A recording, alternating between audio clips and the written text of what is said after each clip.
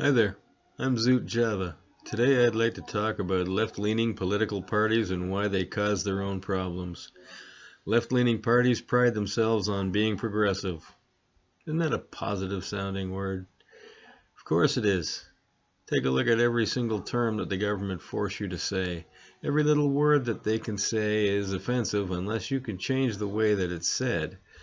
How many terms have you been changed that you've noticed in the last few years? Police officer, not policeman. Firefighter, not fireman.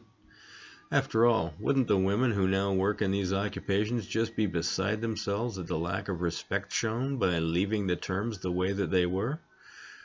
Personally, I wouldn't care if they called me a Pazuza. Just pay me. I decided to take a stand when I was answering questions as a result of this at a hospital.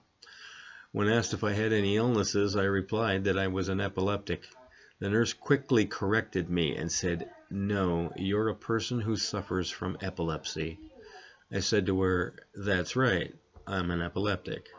She sternly looked at me and informed me that we don't use that term as it is offensive and negative. I said, in order for something to be offensive, the person that you are speaking to must take offense. And I do not. As a matter of fact, I actually take offense to you referring to me as someone who suffers from epilepsy. So if you actually care about my being offended, then you will refer to me as an epileptic. So what point exactly am I making? If you look at politicians who are leftists, you can see them getting continuously into areas where they shamelessly pander to each and every minority that they can and promise them anything at all while delivering virtually nothing. If they ever cause any of their promises to actually stumble true, you should start looking around at all the new taxes that are more than likely hidden all over the place in all sorts of things that they had to implement in order to do it. While they're at it, they have a tendency to hike the taxes even higher than what they were needed just to rake in more cash. For instance, in London, England, there is a congestion charge zone, which I believe is primarily the financial district and the commercial and entertainment center, a very crowded area of London. The charge to drive in this area is only on Mondays to Fridays from 7 a.m. to 6 p.m., not on the weekends or public holidays. The toll for this is £11.50 per day, with a penalty of £65 to £195 if you do not pay it. A few years ago, Toronto Mayor John Tory proposed a $2 toll for driving on the Don Valley Parkway and Gardiner Expressway in order to raise money for the city's transit and infrastructure. People were not happy about this, but to be honest, I believe that because of the amount of people that drive into Toronto every day, that's extremely massive. I think that setting up toll booths coming into Toronto and just charging 25 cents, and that's all, to drive in would raise a significant amount of money without having people as angry as the $2 would make them. The governments have got to stop promising to fund program after program also, without having an answer as to where this money is coming from.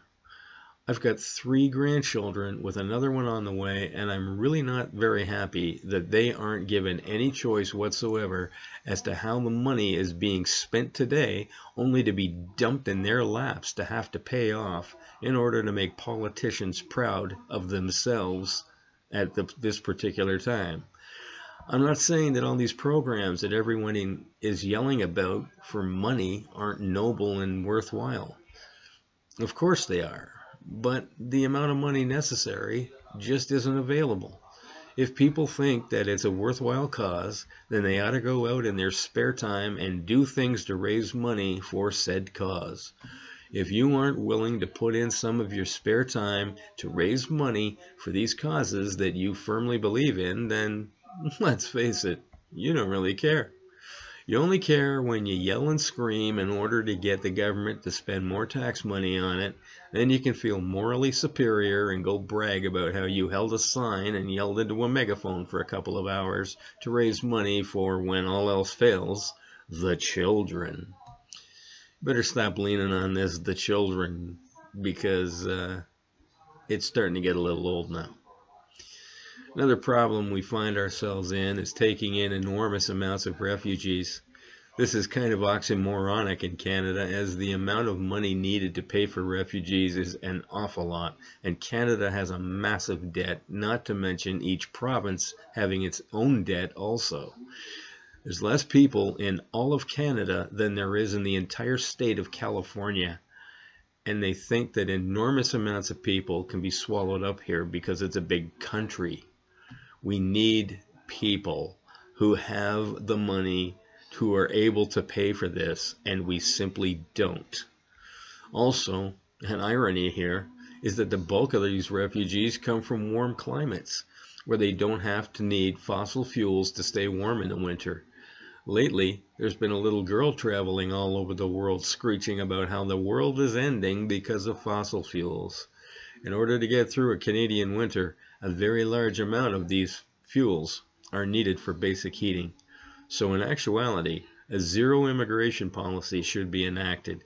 Nobody from absolutely anywhere at all should be allowed in this country unless some emigrate to another country.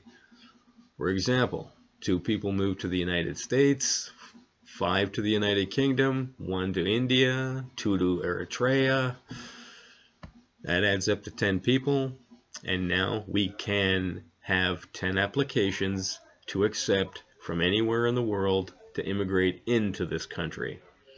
If we're on this freight train to hell because of our consumption of fuels, then the stupidest thing to do in order to accelerate this climate change would be to add to the population that is going to increase the emergency. Maximum refugees could be helped by the United Nations buying a large piece of land in Africa and in South America. People could then build container homes from here, have them loaded onto trains, taken to harbors, loaded on ships, then sent to these areas. The homes are very nice. Rich people actually live in these container homes. So the refugees, depending on their whereabouts, can be sent to these communities. Being in Africa and South America, they can grow crops while they are there also, and wait for the unrest in their countries to end so that they can go home. The UN can send their peacekeepers in to keep things orderly, which shouldn't be a problem, because the politicians always assure the public that each and every one of them is an angel. So the choice for them is to fight for their country, seeing as how there are an unbelievably high amount of military-aged men seeking asylum, or to wait it out in one of the safe zones in a nice container home in a tropical setting. Not needing winter heating will also keep the fuel consumption down and do the right thing to make Greta Thunberg happy by not having all these extra people driving the climate change on a collision course. And now for the part that you've all been waiting for, my bad joke. And here it is. I used to be a tap dancer until I fell into the sink. Okay, so don't forget to like, subscribe, and hit the bell for notifications of more of my words of wisdom. Also, share my content on all of your social media, as it tends to get suppressed by all the usual suspects. Until then, have a Java on Zoot.